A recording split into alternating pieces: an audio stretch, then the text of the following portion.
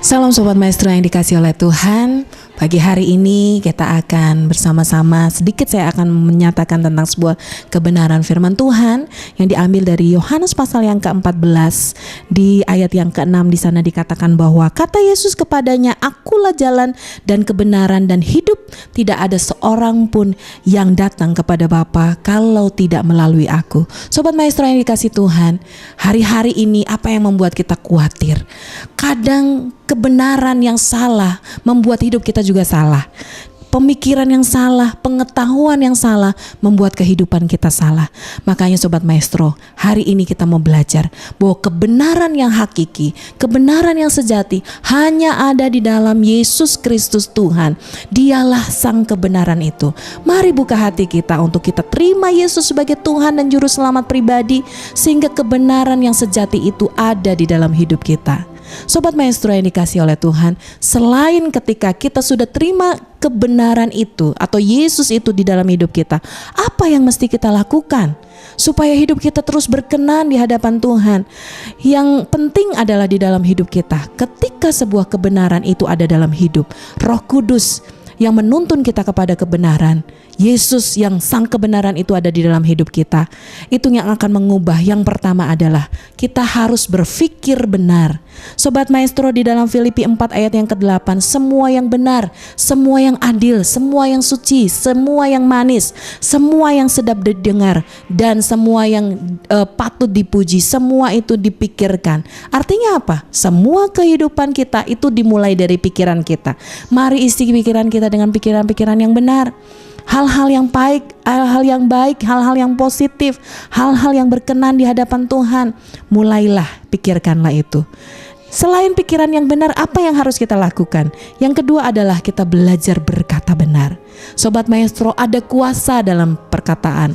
Artinya apa? Ketika sang kebenaran itu ada dalam hidup kita, kita akan terus belajar. Roh Kudus akan memimpin kita dalam perkataan-perkataan yang baik, perkataan-perkataan yang penuh hikmat, perkataan-perkataan yang memberkati, perkataan-perkataan yang penuh berkat. Sobat Maestro, belajar sebagai anak-anak Tuhan, sebagai murid Kristus, supaya kita menjadi pengikut Kristus dengan perkataan-perkataan yang benar. Ketika perkataan kita benar, ketika kita punya perkataan yang menyejukkan, kita akan jadi berkat buat banyak orang. Yang ketiga adalah selain kita berpikir, kita berbicara, kita harus juga bertindak dengan benar. Artinya apa? Dan kebenaran seperti sungai yang selalu mengalir.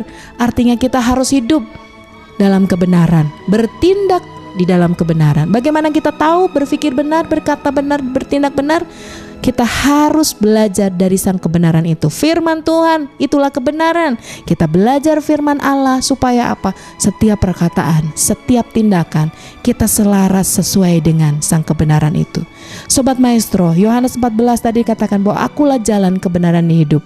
Selanjutnya, ayat-ayat selanjutnya, firman Tuhan katakan bahwa di sana ada satu janji yang luar biasa.